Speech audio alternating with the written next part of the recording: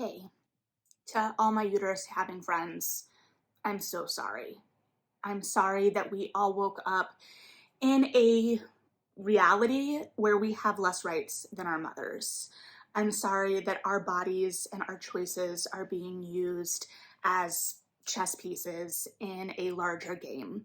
And I'm sorry that it is going to drastically impact many, many lives. I do not pretend to be an expert on this issue. I don't pretend to have all of the answers, let alone any real answers, but know that I am sitting in these feelings with you, and know that I also recognize the privilege that I have both as a white woman and a woman who lives in a location that has access still to a lot of healthcare that is going to be denied to many, many people. And know that all of your feelings, whether it be grief, sadness, confusion, fear, or rage, are all completely valid. And one of the only ways I know to kind of work through these feelings is through books. I'm not pretending that this is a substantial answer and is a replacement for real grassroots efforts, for real political action and change, for using your voice in the larger world. But I do think that this is a way that we can kind of work through and process some of these feelings. And today I'm going to focus on the rage side of things and narratives, books that I personally, from my reading life, think would kind of sit in that space, maybe help me work through that or give me a focus for that feeling. However, the caveat with that is if you need escapism right now, that's okay too. I'm personally reading a romance novel right now. Not gonna lie to you, partly because I have to read it for book club and partly because it is something that is giving me joy right now. Additionally, due to the nature of sitting in this rage, a lot of these novels do feature trauma of some kind, whether they are directly related to abortion or not. So the caveats with that are, if you are not in a mental place to explore those emotions, please don't. Please protect yourself and your mental health. Additionally, I don't believe trauma is the only reason people should have access to full healthcare and reproductive rights, and know that this is a much more nuanced and complicated discussion than it is usually presented. And before I get into the books, because part of this is processing for me as well, not gonna lie to you, I want to read a small, short-ish passage from Lindy West's The Witches Are Coming about abortion. And this was written post 2016, so it also sits in a lot of that anger and rage and fear that we've been feeling for many, many years. So in Lindy West's first collection of essays, Shrill, she talks about her experience receiving an abortion, and then this essay kind of looks at that both within the political landscape the book was written in and in relation to turning Shrill into a TV show and putting that on screen. So, the truth of abortion is that people need abortions and always will. You cannot legislate abortion out of existence. You can control only who has safe abortions and who has dangerous ones, who is considered a full person in the eyes of her government and who is a state-owned incubator, who is free and who is not. The Emma Goldman Clinic exists because pregnant people in anti-choice, pro-Trump Iowa are having abortions all the time. The most insidious anti-choice lie of all is that abortion is partisan. It's not. The kind of person who has an abortion is everyone. People have abortions across party lines, geographic lines, religious lines, class lines, racial lines. People of all genders have abortions. Rural people have abortions. People of faith have abortions. Anti-choice people have abortions. And you know what? We are fighting for them too. Part of the way we do that is to simply exist as our whole selves in public unapologetically. The chasm between people who claim to be and how they actually behave is vast. We have to fill that chasm up with truth so we can climb out of it. Silence is not an option. This is not a debate. We cannot go backward. We have gone backward. So for those of us who are sad and scared and mad, here are some of the narratives that have kind of been popping around my mind as I've been trying to process all of this. I'm not even close to having processed all of it. These feelings, these statements are not going to be fully eloquent by any means. They are just what I have at the moment. So I apologize for any gaps or, whatnot. So one of the first books that came to mind to me was Sorrowland by Rivers Solomon, which came out last summer. And this looks at a woman who is escaping a cult with her 2 children and living in the woods. But it also really looks at the repercussions of forced choices on a person through physical manifestation in the body. It really has, some body horror elements. It definitely has horror elements, but it is also about resilience and power and reclaiming. And Solomon is great at crafting just these intense worlds, and they really know how to tap into that anger. There is an anger that really pulsates this novel and drives this novel, and it takes a look at having to be hard in a world that has made you hard in many ways. One of my favorite lines from this book was, "She was a girl made of aches, and she flung her body at the world in the hopes that anything that might soothe the tenderness." So while the name of the book is Sorrowland, I definitely think it channels that anger and uses that anger as a driving force, a propulsion in the narrative. And it's also pulling on a historical record of particularly Black women and women of color's bodies being used against their will, whether that is sterilization, for tests and studies, for you name it. And I don't think that that piece can be left out in all of this by any means. Along similar lines, Lakewood by Megan Giddings also kind of pulls on that same, well, not kind of, it very intentionally and specifically pulls on that history of lack of informed consent, particularly for Black women, in relation to a current study in the course of the book. And I would consider it a literary horror novel. There is imagery in that has stayed with me, and there is an anger that permeates under the surface. It doesn't feel as explicit because we have characters in dire circumstances doing what they need to do to survive, and we see the reality of what doing what you need to survive is, and the physical toll it takes on a person and their body and everything, as well as communities.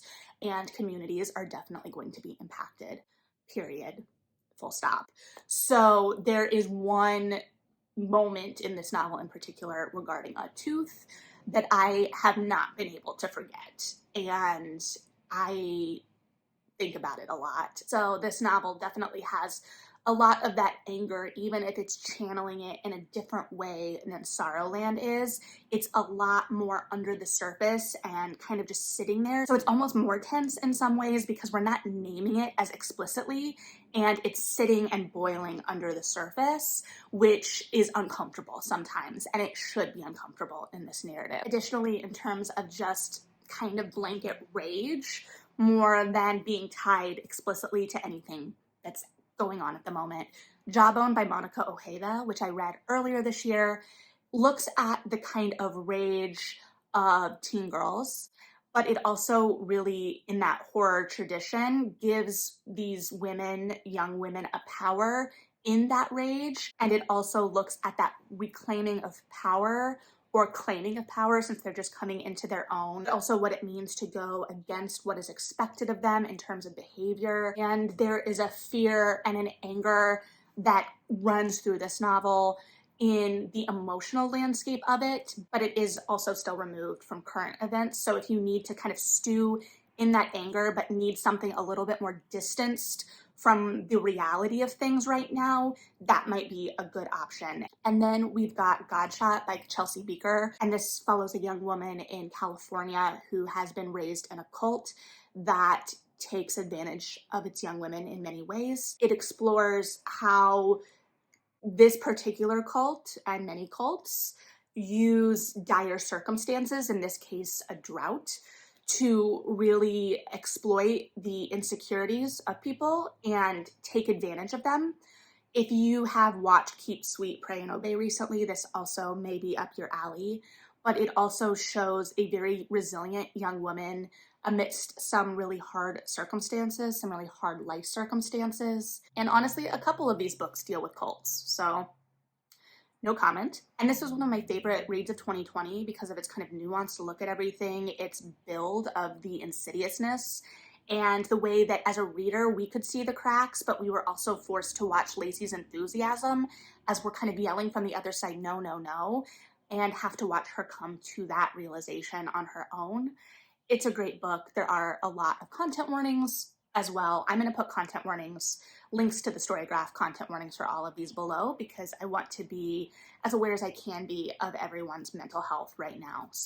But along those lines of exploring how easy it can be to get caught up in this fundamentalism and a little bit more tied to the current reality, even than that, it is The Incendiaries by R.O. Kwon. And I read this years ago and loved it. It is a more divisive title in terms of how people seem to have responded to it online, but one does look particularly at the abortion issue and does look at a domestic terrorist group that was attacking abortion clinics. So this could be a little too far for some people right now, and I totally respect that. But it also looks at how easy it can be to get funneled down a kind of path of extremism.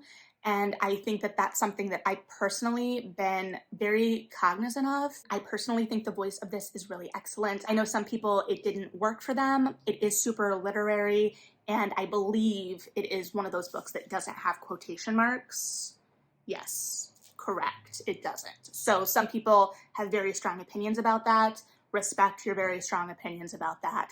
So just offering the information. But I remember really enjoying this book and enjoying hearing R.O. Kwon talk about this book and her relationship with the book. And then The Poppy War by R.F. Kuang, which is probably the most removed and divorced of anything current because it is a fantasy. But Rin in this novel is able to channel her anger very specifically, and in similar ways to In Sorrowland, it is fuel for her and propulses her and gives action. There's also a section in this where Ren very intentionally realizes that she doesn't want to have children, that having children would impede the future that she has envisioned for herself and is making for herself at this academy, and she takes steps to ensure that she cannot have children.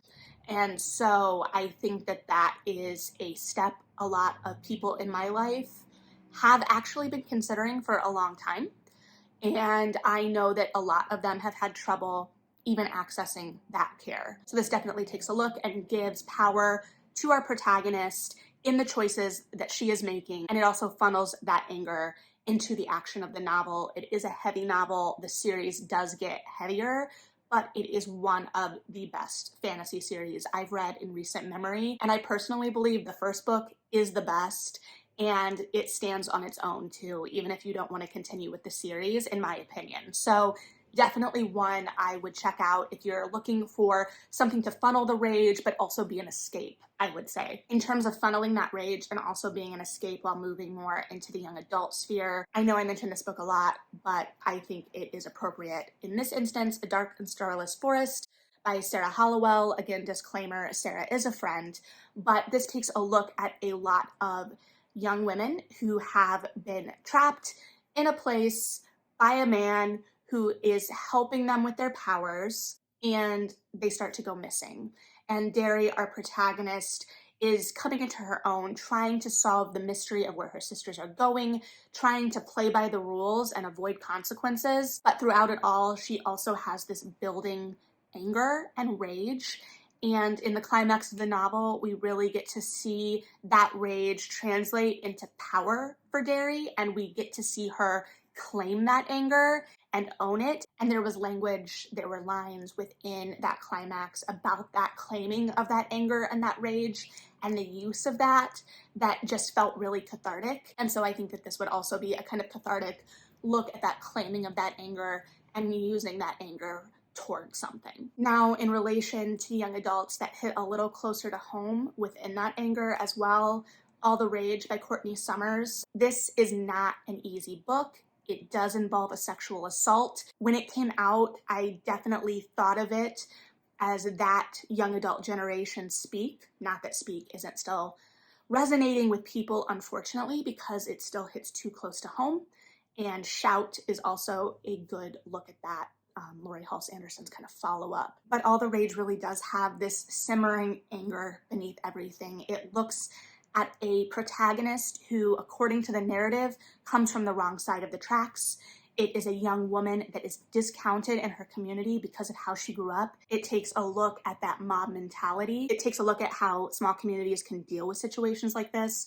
One scene I remember even years later is Rory getting stopped at a gas station to kind of chit chat, and just how normal that is.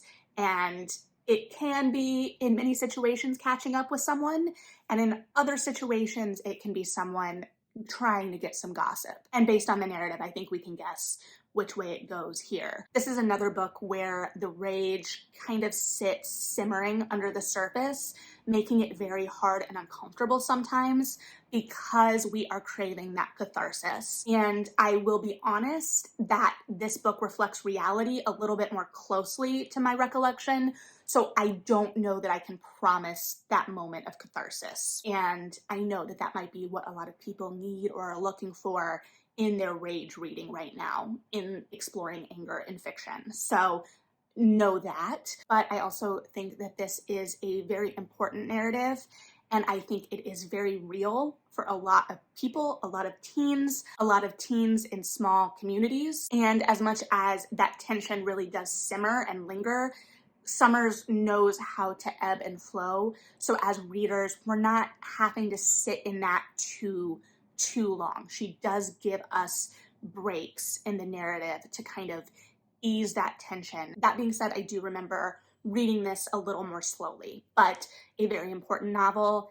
All the Rage is correct, but it's a much more quiet rage than I went in expecting. And then also in the young adult space, also dealing with a sexual assault, but in a different way, is Exit Pursued by a Bear by E.K. Johnston. I remember when I read this one, I thought it was a great follow-up for a reader to something like All the Rage. It does feature an abortion within the plot of the book, but it was also a book where, even though our character was working through trauma, she was able to access that care. She had adults in her life that cared about her and helped her. I'm not saying that adults are always going to react well to things. They're not always going to behave well. They're not always going to have the perfect answers. And I think we see that in young adult a lot. But it was nice to see the adults not as an opposing force for once. I also think it was a great reflection of popularity and cheerleading and this kind of whole culture. I think it pushed back on a lot of ideas in popular culture around both popularity and cheerleading and how they sometimes coexist. But here I remember it looking at how sometimes people are popular because they are genuinely liked. Justin's voice was perfect for this. I remember really responding to the voice. And it's a little bit more episodic to my recollection, but Exit Pursued by a Bear in the title, and our protagonist's name is Hermione. So I can't remember how explicit of a Winter's Tale retelling it is, but that is obviously at play. And also, I still love the cover all these years later. Not that that's related to anything. And then finally, my most recent read that is even more timely now, Bitter by Oweke Emezi. This is even more timely, unfortunately, than it was.